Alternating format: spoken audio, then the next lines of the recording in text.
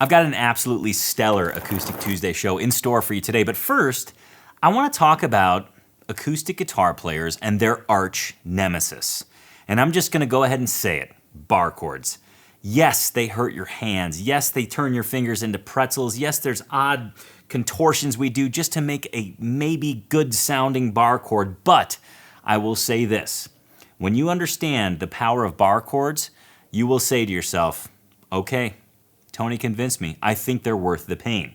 So we're going to play a little bit of a game here. We're going to play 2 facts and 3 tricks. It's a game I just made up, but I'm going to share with you 2 facts about bar chords, and then I'm going to share with you 3 tricks to help make your bar chords cleaner and more consistent, and ultimately buzz-free.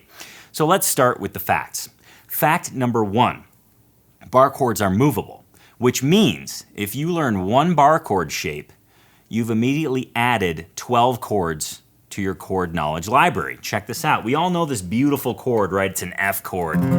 It's big, it's huge, it's a 6-string bar chord, but since it is 6 strings, that means it's completely movable. The root notes here on the low E string, that's an F, so this is an F chord. But if we move it up 2 frets, that's a G, so this is a G chord. If we move it up 2 more frets, that's an A, so that's an A chord. So yes, once you learn 1 single bar chord shape, you've just added 12 chords to your chord library. The second fact is that bar chords are easily flexible and shiftable to other chords. Usually just 1 finger changes the entire nature of the chord. Case in point, let's go back to this F chord. This is an F major chord. If I lift up my middle finger, please don't take offense, and I just put that and use that to kind of help out my bar finger, that becomes a minor chord. And that's just as movable as the other position. If I lift up my pinky finger, so now I have an F7 chord. So if you take the fact that bar chords are movable, and if you take the fact that bar chords are easy to manipulate, you extend your chord library a ton, right? You take 1 shape, add 12 chords to your chord library, you start manipulating that shape, and then pretty much you have this exponential growth in your chord knowledge. Pretty awesome. And while that's good, bar chords are still kind of a pain in the butt, which is why I'm going to share with you 3 tricks to help improve your bar chords.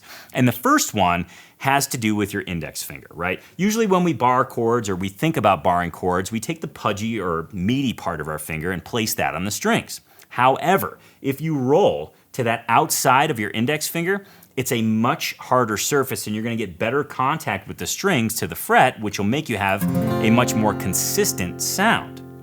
The second trick I have for you is a little bit unconventional, but one that I think will help you a ton. It involves your picking hand. In fact, it involves your picking hand elbow. You're going to take your picking hand elbow and push it on the face of the guitar. Not really hard. We're not trying to put the guitar in a headlock. We're just taking the body of the guitar, pushing it towards our body, and this is going to force the neck into your fretting hand. By doing so, again, you're going to get better contact with the strings and a much more secure and confident fretting hand position. And then the last trick I have for you is, well, a lot of times people will call it cheating, but I can assure you it's not. And that is to shorten or condense the chord. If the full 6-string bar chord isn't in your wheelhouse right now, shorten it. Maybe play the high 4 strings, maybe play the low 3 strings. Those are all stepping stones for you to get to the full bar chord position. And that's okay. It's not a shortcut, it's not cheating. It's just taking a baby step towards that full bar chord position. So there you have it. I guess we can call it 2 truths, and no, there's actually no lies. We'll call it 2 facts and 3 tricks. It's a new game I just developed. So there you have it. Tricks on bar chords, and really they can become a huge asset to your playing. In the comments below, I want you to tell me if this was a light bulb moment for you, or if you have any other bar chord tricks you want to share with your fellow guitar geeks, because we can all benefit from our collective guitar geek knowledge. All right, this week on Acoustic Tuesday, you've already learned the inside and outside of bar chords. You're going to learn about a musical tool that will help your acoustic life in 4 different ways, and it's one that I was very skeptical about when I first received it. You're also going to learn about a product that will keep your ear golden, and lastly, we're going to listen to a fingerstyle guitar trailblazer, somebody you absolutely need to know. That's all coming up right after this. I'm Tony Policastro, and this is the Acoustic Tuesday Show. Guitar geeks, unite. Welcome to Acoustic Tuesday, episode 130. This is the show where we're going to learn about acoustic guitar gear, discover acoustic artists, and get inspired to live your very best acoustic life. As with all episodes of Acoustic Tuesday, I'm going to share with you my guitar geek list for the week. But prior to digging into that, let's reflect and think about, well, your guitar geek trivia question. Yes, this is a very health-conscious guitar geek trivia question, one that involves your two most important things. Well, your ears, both left and right. Here's your question of the day. At what decibel level does hearing loss begin to occur? Is it A, 65 dB, B, 75 dB, C, 85 dB, or D, 95 dB? Go ahead and ponder that. Now, there's a little graph there that shows kind of the decibel level associated with common levels of sound. So if the dB means nothing to you, just look at this graph and see at which decibel level does hearing loss begin to occur. Go ahead and ponder that. And at the end of the show, I'll give you the answer, but I want you to be on the lookout because here coming up, I've got a little important tip for you that could actually help your little ears, your little beloved ear flaps there. That as acoustic guitar players, well, we have to treasure those little buddies.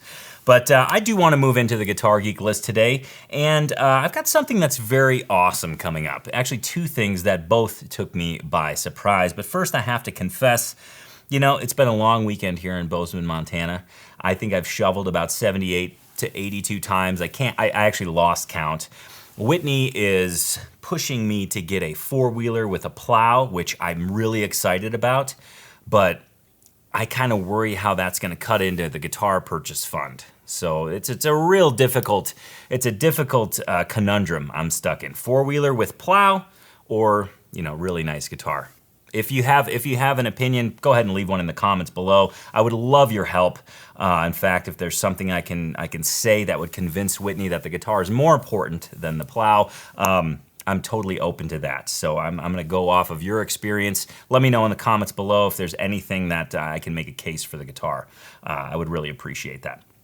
But let's dig into actual guitar items. And that is, again, two items that were sent to me by other manufacturers. And the first of which I thought when I received it, I don't know if I'm going to feature this in the show because I don't see myself using it at all. And that's really the caveat. Whenever any manufacturer sends us anything here to the Acoustic Tuesday show, it always comes with the caveat that, you know, you can send us whatever you wish, but if I don't like it, I just won't feature it in the show.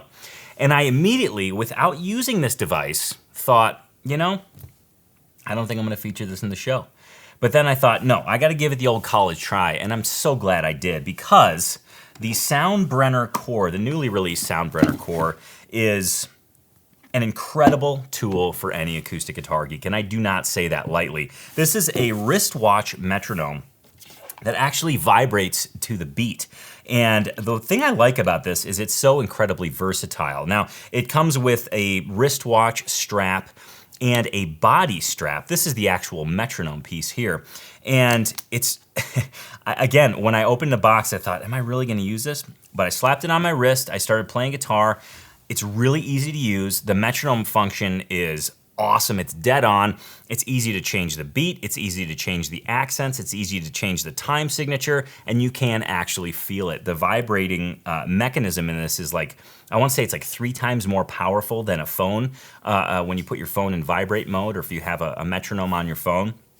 And you get real-time feedback, which I found the most beneficial. It actually took me a second to get used to it, but once I started to be able to feel the beat via the vibration, it was really awesome to not have that annoying click. But to train myself, I actually had the app, the Soundbrenner app, open on my phone so I could hear the beep, and then the watch was on so I could feel it. And I would go through these phases where I would have them both on, and then I'd turn the app off to see how I was doing with just the vibration alone. And it worked pretty well. But this is so much more than just a metronome. This is a tuner. You can actually take off the face, and it has a magnet that can latch on to your tuning key. Stick it right on your guitar, and bam, It's a really easy to read and extremely accurate tuner. In fact, I was stunned at how accurate it is. It also has a stopwatch and timer. And for those of you using the tack guitar method of improvement, this is great because you can set a stopwatch, or a timer rather, at 10 minutes. And when your time is up, it vibrates, ensuring that you get your minimum time commitment in. But if you go beyond that, hey, you can set the timer for longer if you want. But it also has a decibel meter, which relates to our trivia question and actually the next product I'm going to feature. The decibel meter is pretty amazing because I put it on while I was playing dobro, and I was startled at actually how loud, what the sound level was when I was playing dobro. It went from, I think it was about 55 to 60 as I was just sitting in my living room, and then playing the dobro pushed it almost to, it was 85 to 90 while I was playing the dobro. So pretty drastic change, and really cool to find out. So an incredible tool. In fact, I want you to see it up close and personal. So here is the Soundbrenner Core promo video.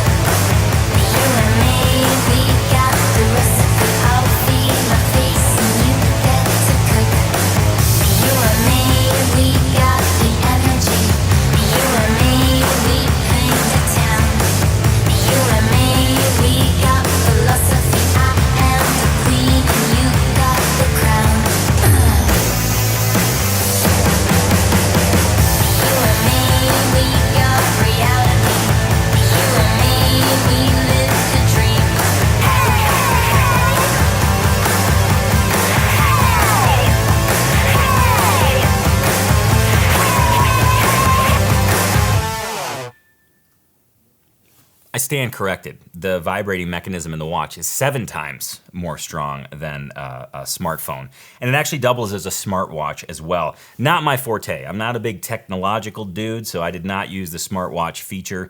I don't want messages on my phone, but that's just me. Nonetheless, I found it incredibly, incredibly useful. Again, the timer, the metronome, the decibel meter, it was all in there, and it's pretty darn convenient. It's right on your wrist.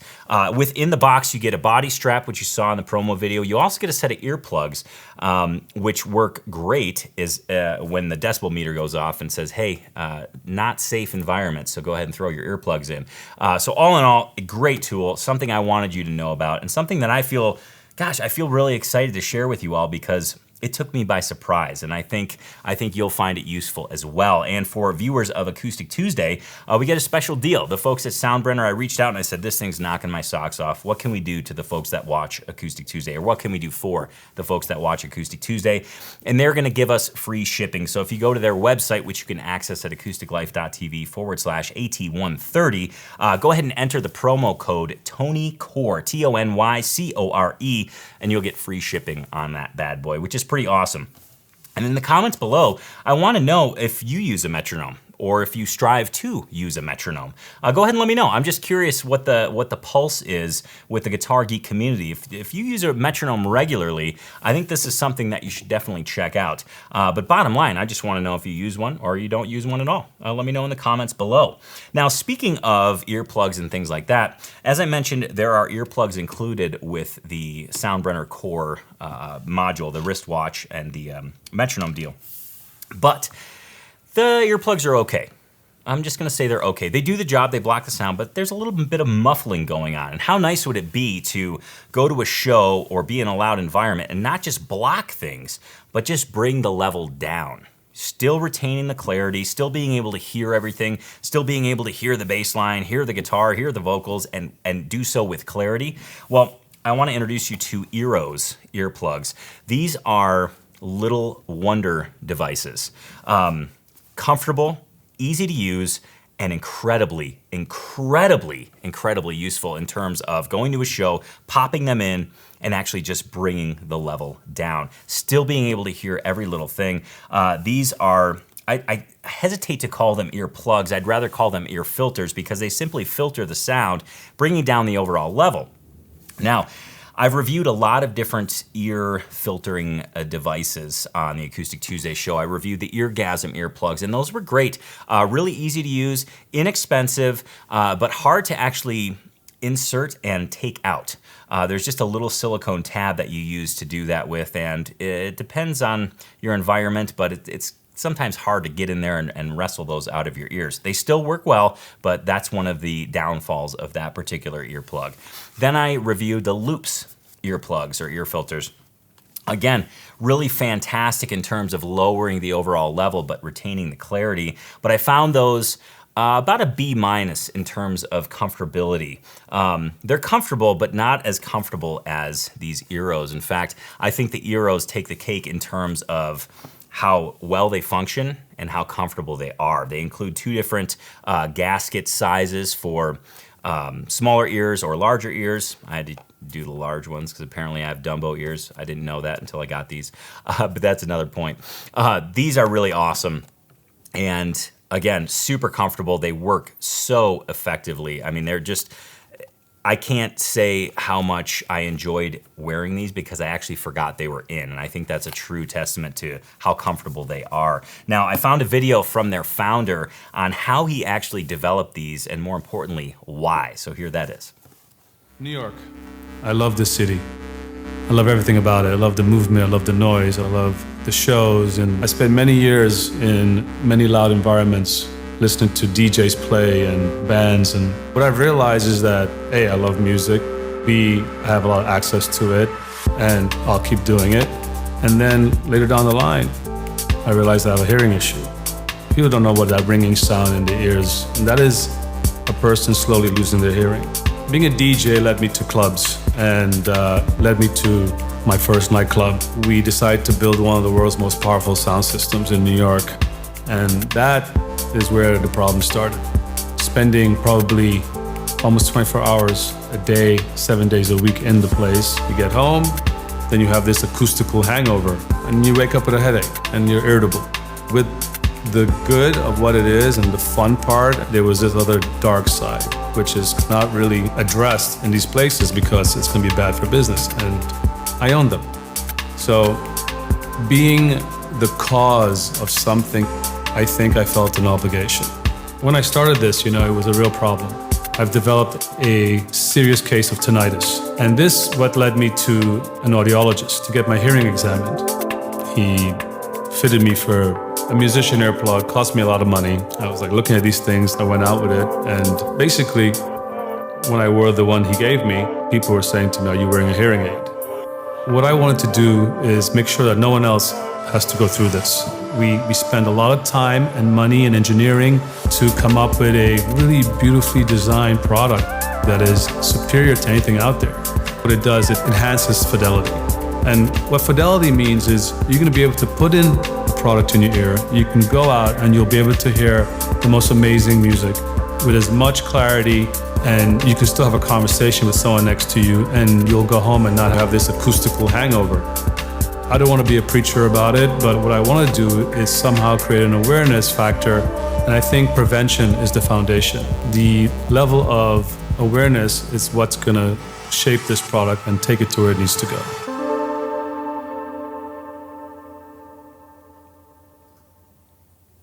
As music appreciators, I think it's very important that we think about our hearing. In fact, in the comments below, let me know if you think about ear protection when you go to a show or you're in a loud environment, because a lot of times it's an afterthought. A lot of times by the time we think about it, it's too late. We've been to the show, we wake up, or we go to the hotel room and our ears are ringing, and it's like, oh man, bummer. And I'm talking, this doesn't have to be a loud rock show. This could even be an acoustic show sitting close. You might be next to the speaker, just not realize how loud it is until afterwards. And unfortunately, that's too late. The beautiful thing about the Eros is that you can pop them in. Again, like I said, I forgot I was wearing them, but you can actually hear. You can hear everything. You can have a conversation with somebody. You can hear the music, and then you leave the venue feeling like, oh, right. You pop them out, and you're like, whoa. It's like almost refreshing in a way. And I've got great news. Again, I reached out to the folks at Eros. Huge thanks to those folks, by the way. I said, hey, I really dig these. These are super comfortable. They work great. Can we actually help our Acoustic Tuesday viewers get a set of these so they're conscious about their hearing protection? And they said, absolutely. So if you go to their website, which you can access at acousticlife.tv/AT130, go ahead and enter the promo code TonyAC10. And you'll get 10% off your order. That's Tony AC10, TonyAC10. Get 10% off your order of Eros, and they come with a nice little carry case and pretty nice and convenient. A nice, easy step to protect your hearing so you can enjoy music for much longer. And something, again, as music appreciators, I think we should definitely take into consideration. Now, I want to move on to our show from episode 128, and some great discussion and some great comments, and I want to dig into those right now. The first comment comes from Malvarado Music, and he says this about David Rawlings and Gillian Welch. Really enjoy David and Gillian. I have never heard them before. Haunting harmonies, and it almost sounds like their souls are from about 1935, traveled through the 60s, but have learned to just deal with the modern day. His voice is pretty distinct, but blends so well. Her voice kind of sounds like a cross between Mary Chapin Carpenter and Carole King. Superb playing, simple but intricate and appropriate. The second song has some sounds that remind me of a band I've always loved because of their acoustic roots and playing, and that's Jars of Clay. Earthy and organic. Awesome stuff. And I'm so excited. The reason I singled this comment out is because I had hesitated even introducing David Rawlings and Gillian Welch to the Acoustic Tuesday community because I thought, I'm pretty sure everybody's heard of them before. But here we go. Bam. Somebody had never heard of them. They discovered them through Acoustic Tuesday and probably opened up a whole new world, which is pretty darn awesome. And it's so cool that he referenced 1935 in his comment because that's the year David Rawlings' guitar was made. It's a 1935 Epiphone Olympic, and I thought that was a pretty cool first full circle moment. Our next comment comes from PGod1960. And he says, hi, Tony. I don't know if you get many comments from the UK. I'm 60 and have played electric all my adult life, but for the past year, I've been on something of an acoustic journey. Best rabbit hole ever. And not without some considerable help from Acoustic Life. Along the way, I've discovered so many incredible artists that I was previously unaware of, Gillian Welch being one. Just incredible. Other favorites include Molly Tuttle, of course, along with the amazing Mandolin Orange, Milk Carton Kids, Peter Mulvey, and so many others. I have to draw your attention to British singer-songwriter and folk artist John Smith and urge you to check him out. His latest album, Hummingbird, is just stunning. Thank you for your weekly inspiration. Best wishes, Peter. So awesome. Thank you for the comment, Peter. In fact, you're not the only one who has recommended John Smith, and I just scheduled him for an upcoming Acoustic Tuesday show, and provided, when I check out the copyright, all things work out, we'll be featuring John Smith. And from what I've heard so far, delightful. Totally a delightful acoustic guitar player and somebody that, of course, everybody should know. So if you want a sneak peek, do a little bit of digging on John Smith. I think you'll really enjoy it, all you guitar geeks out there. All right. Our next comment comes from, now this is not the first time this individual has commented because I've laughed at this screen name before, Ron One and Done. He says this, as soon as I heard that trivia question, I knew the answer. Woohoo! Only because I've been fortunate in the last few months to have been prepping and researching for my first ever custom guitar. Off to Preston Thompson Guitars next week to figure out what's what. One thing it will have for sure is a redwood top. Most likely the one from your trivia question. After that, it'll be time to hurry up and wait. So cool. Congratulations on getting a custom guitar built with Tunnel 13 Redwood. I mean, talk about not only an incredible tone wood, but one with a wowing story. Really, really awesome stuff. Our next comment comes from Guess Who? Loudon Guitars. We featured Loudon Guitars as a Heartbreaker of the Month through Brendan and Toby over at Heartbreaker, and they say, very simply, thanks for the love, Tony. Another great video. Well, thank you, Loudon Guitars, for making incredible jaw-dropping instruments. Talk about amazing stuff. Every Loudon I've played, and I played quite a few of them at Brendan's shop down there in Las Vegas, I was kind of torn because they had this beautiful clarity and this beautiful responsiveness. But again, I had the whole sunburst thing, the aesthetic thing. It's a long story. You get the idea. But I've been impressed by every Loudon I played, especially that day, and I played a whole slew of them. And also, the one that Brendan gave us a sneak peek of at NAMM was pretty stunning as well, with the heron inlay. Just great stuff. So thank you, Loudon Guitars, for being incredible makers of very fine instruments. And I just want to thank everybody for their comments. It's so great to see the discussion on the Acoustic Tuesday show right there in the comments. Guitar geeks helping one another out, helping us all discover new things. I mean, just this very day, I got a whole bunch of artists thrown my way just via the comments. So the comments are very useful. Make sure to dig in, participate if you feel moved to do so, and enjoy the Guitar Geek company that you get in the comments. Tons of love from tons of love for Gillian Welch and David Rawlings from a lot of longtime fans and those who have just discovered them. So very cool to see that. Richard L. made mention, and he actually caught me red-handed. I did not mention Molly Tuttle last episode, so I'm sorry. I'm sorry, Molly. I'm sorry to all of Molly's fans. I'll keep it up. I'll really try my best, and when I miss a mention, I promise I'll make up for it next episode. And then also, there was a recommendation from a great screen name, Savage Henry Ukulele. I just saw a movie on Amazon Prime for you, In Search of Blind Joe Death, the saga of John Fahey. Thought I'd mention it because you talk about Fahey a lot. Not as much as Molly Tuttle, but a lot. Indeed, kind of an interesting dichotomy. I do love John Fahey, and I do love Molly Tuttle and her music. And but that movie is a fantastic documentary. I mean, even I want to say Pete Townsend makes an appearance in it. Again, that's called In Search of Blind Joe Death, the saga of John Fahey. I watched that some time ago and really, really enjoyed it. So thanks for bringing that up to my attention again. Really appreciate it. Next up, you know what I want to do? I want to dig into our Artist of the Week, but prior to do so, I do want you to know that you can support the Acoustic Tuesday show by buying Acoustic Tuesday merchandise. All you have to do is go to acoustictuesday.store. Pick out your favorite shirt, your favorite hat. It could be a coffee mug, it could be a sticker or a phone case or a pair of socks. Whatever calls you, I want you to go ahead and order that, put it on. Step 2, take a picture of yourself with your merch on. Maybe you're holding a guitar, maybe you're on vacation, maybe you're just at a concert. Either way, we want to see you wearing your Acoustic Tuesday gear, and then submit it at acousticlife.tv. There's a submit link in the top menu. You can go ahead and upload your picture there, tell your story, and then I will reveal it on an upcoming episode of Acoustic Tuesday. Now let's go to the mailbag real quick. Arrival in the mailbag. I mentioned this 2 weeks ago, 1 week ago. I'm in a little bit of a time warp. I think the snow is getting to my brain. But the Boucher BG52 was sent my way, and I just wanted to show it to you all because it's glorious. It's a beautiful, beautiful rosewood dreadnought that sounds incredible. I'm not going to play it right now because, well, I've got a review coming up. I think you'll really, really enjoy it. It's a stunner. It's a total knockout. I haven't played a Boucher. I might have said bourgeois.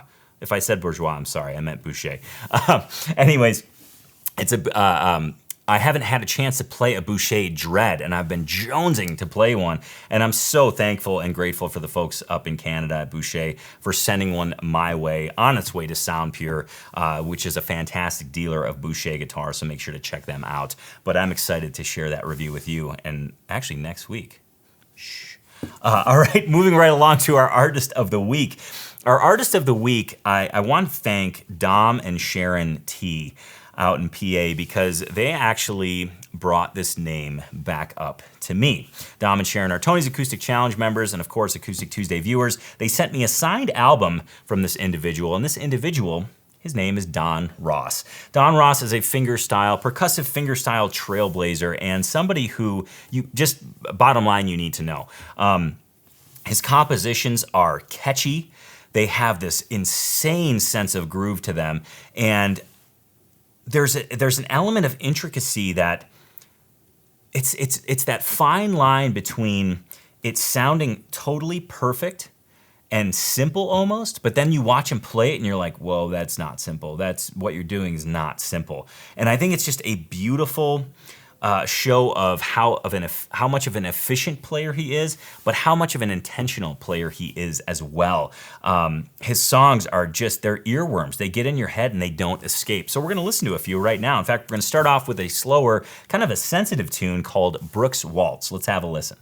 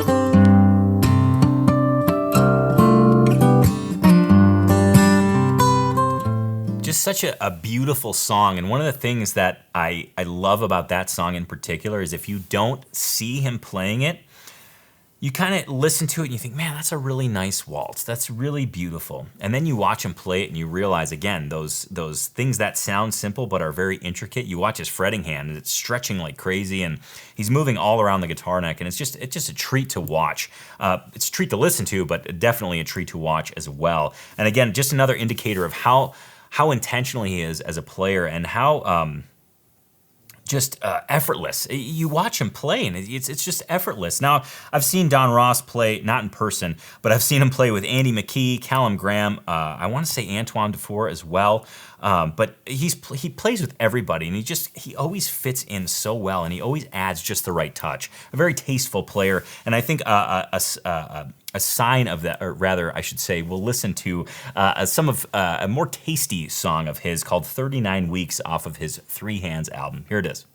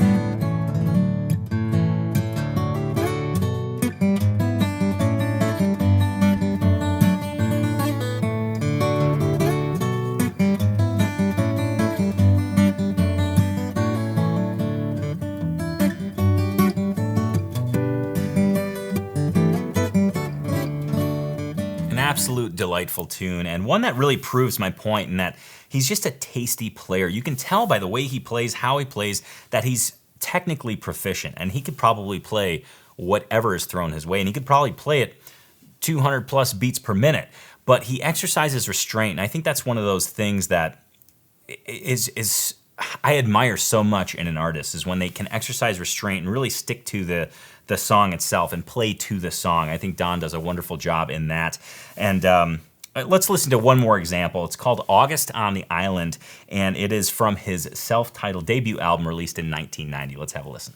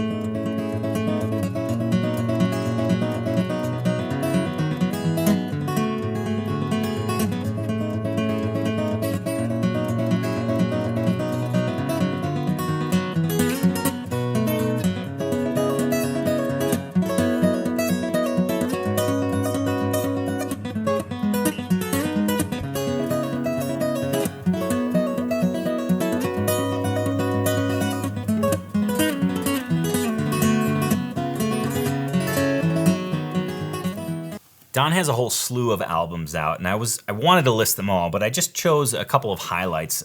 He's got an extensive discography, as I mentioned, and he's played with so many other folks. But let's dig into some of those albums, ones that I think are standouts. First and foremost, A Million Brazilian Civilians, released in 2017. It is a mouthful for sure, but this is the very album that Dom and Sharon had actually sent to me, signed. And it was so cool because Don, he signed it, but he also put just Hi Tony on it. And I thought that was just a cool personal touch. So thank you, Don, and thank you, Dom and Sharon. Next up, this album, this is an interesting story, PS15. Now, PS15 is Passion Sessions recorded 15 years after its original release. So PS15 was released in 2014, which brings me to Passion Session, which was released in 1999. Funny story about this album. I was a buyer at the Old Town School of Folk Music for their media and CDs and music and things like that. And I fell into the fingerstyle guitar world really hard. I discovered Michael Hedges, found Preston Reed, and that pointed me to Don Ross. So I ordered this album without seeing the album cover. This came in and I thought to myself, I don't know if I'm gonna like this. This is, I don't know if I'm gonna dig this. I'm a little concerned. But then I played it, and I was like, you know what? I like the album cover. I like the music. It's all good. And I say that with all due respect. It's a fantastic album, and in all honesty, I would recommend buying both albums, Passion Session and then PS15, because it's a really cool way to see how the songs have kind of subtly changed through the years. It's kind of an interesting listening study. The next album I want to highlight is 1234, released in 2013 with none other than Callum Graham, who's been featured on the Acoustic Tuesday show. That is a delightful album and very guitar geeky because the cover is, well, it's mahogany, and 1234 is inlaid in abalone. It doesn't get much more guitar geeky than that. And then we'll go very early on in Don's discography. Three Hands, released in 1992, which contains that tune 39 Weeks that you heard, and then also his self-titled album released in 1990, which I think has an awesome cover, really cool art. I'm always a sucker for album art. So there is your tour de force of Don Ross. To learn more about him, visit acousticlife.tv/AT130. You'll be able to see those performances in their entirety and get links to purchase those albums as well. There's also a link to Don's site. You can see where he's playing, buy his merch directly from him, and also there's some tablature for his songs if you are courageous enough to attempt them.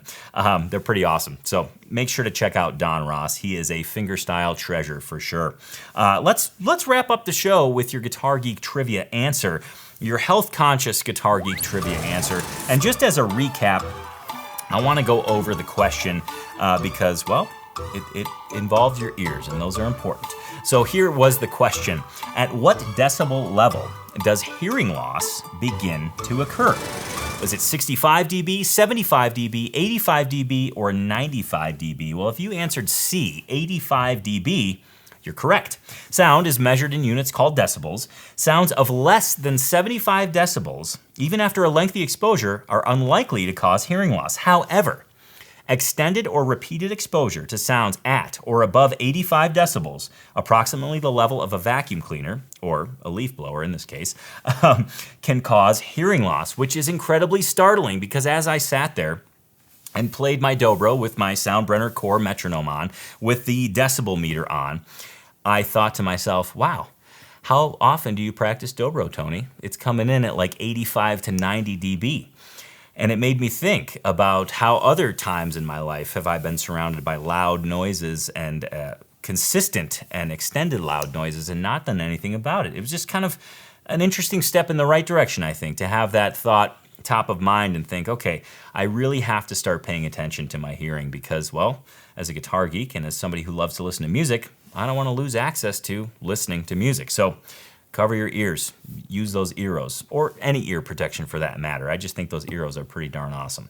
All right, well that pretty much wraps the show for today. However, we need to take a sneak peek into next week because, well, I just like busting out the crystal ball every now and then. I like giving it a little rub, looking in it, parting the clouds, and seeing what's coming up. And I can do that because I have that ability. Next week on Acoustic Tuesday, I'm gonna be dispelling some myths about music theory and helping you avoid some huge pitfalls on your guitar journey.